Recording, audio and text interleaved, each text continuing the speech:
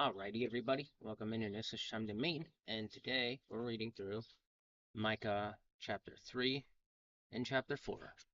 So let's just get into it, and then we'll talk about each chapter afterwards. So, Leaders and Prophets Rebuked, chapter 3. Then I said, Listen, ye leaders of Jacob, you rulers of Israel, you should not embrace justice. You who hate good and love evil, who tear the skin from my people and the flesh from their bones, who eat my people's flesh, strip off their skin and break their bones in pieces, who chop them up like meat for pan, like flesh for the pot. Then they will cry out to the Lord, but he will not answer them.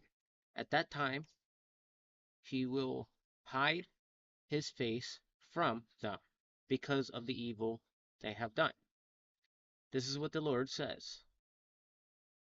As for the prophets who lead my people astray, they proclaim peace if they have nothing to eat, but prepare to wage war against anyone who refuses to feed them.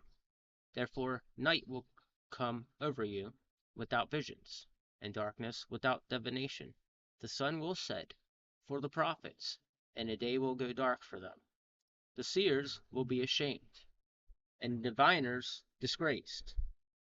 They will all cover their faces, because there is no answer from God.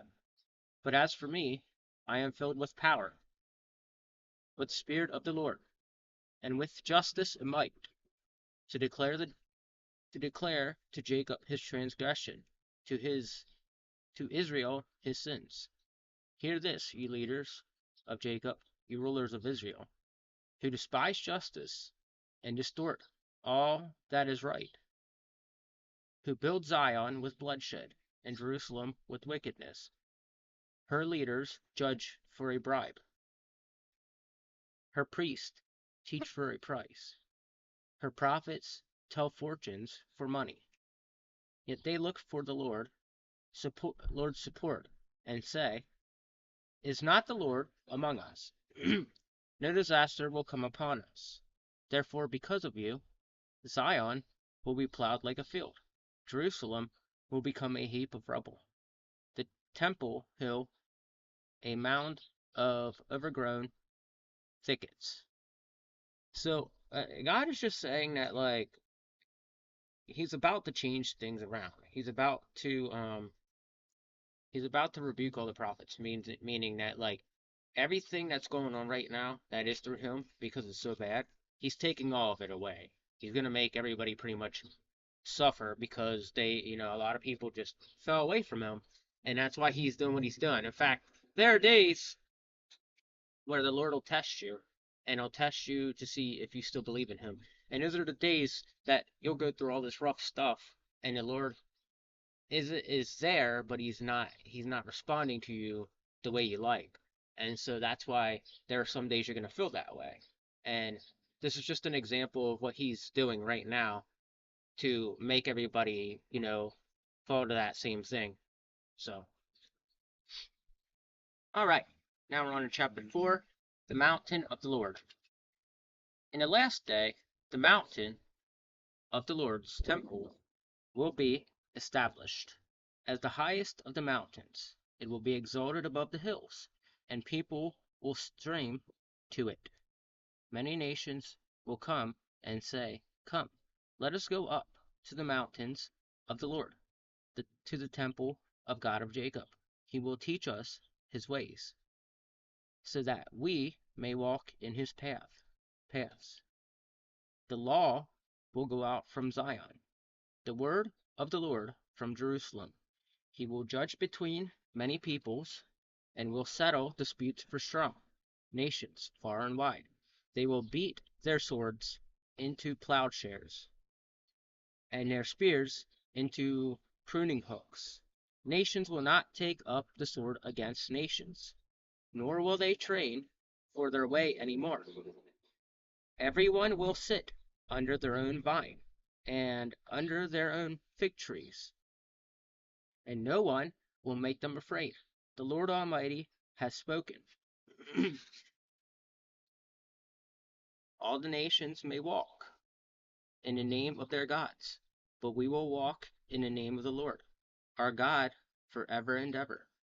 So everybody else, every other nation is, going to be walking through their own God, and the nation that they're in, they're going to be walking with God, the God of gods. So, all right, the Lord's plan. In that day, declares the Lord, I will gather the lame, I will assemble the exiles, and those I have brought to grief. I will make the lame my raiment, those driven away, a strong nation.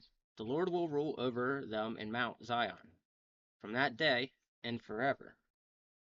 As for you, watchtower, a flock, stronghold of a daughter Zion, the former dominion will be destroyed to you. Kingship will come to a daughter, Jerusalem. Why do you now cry aloud? You have you no king? Has your ruler perished? The pain seizes you like that of a woman in labor. Wither in agony, daughter Zion, like a woman in labor. For now you must leave the city, to camp in the open field. You will go to Babylon. There you will be rescued. There the Lord will redeem you out of the hand of your enemies. But now many nations are gathered against you. They say, let her be defiled. Let our eyes gloat over Zion. But they do not know the thought of the Lord. They do not understand his plan, that he has gathered them like sheaves to the threshing floor. Rise and thresh, daughter Zion, for I will give you horns of iron. I will give you hooves of bronze, and you will break to pieces many nations. You will devote their ill-gotten gains to the Lord, their wealth to the Lord of all the earth. All right, so in this one, at the very beginning, you notice how he mentioned, he's like, are your kings dead? Are your leaders dead? He's pretty much mentioning that the leaders have no power over him, and that's basically why, like, I don't pay too much attention to election time and all that. Yeah, people love it, people pay attention to it, but I look at it like this: if like it's like, you're missing out on God if you're really, really into that kind of stuff. And a lot of people, don't look to God when it comes to this kind of stuff. And I've had moments where, like, in the past where, a president got elected, I was like, I just had a foresight of a president being elected. So it, I, every time election season comes around, you can always just prepare for everybody to get crazy and be a little obsessed with that stuff. And, you know, I remember growing up, it wasn't like that. But, at this point, that's what God's saying about in here. He's like, where are all your leaders at? They're doing nothing for you. I'm the one doing everything. So, anyway, that's the message of the last chapter. So, if you like what you saw here, hit the like button, subscribe to the channel, and God bless you. And I'll be seeing you in the next one. Take it easy.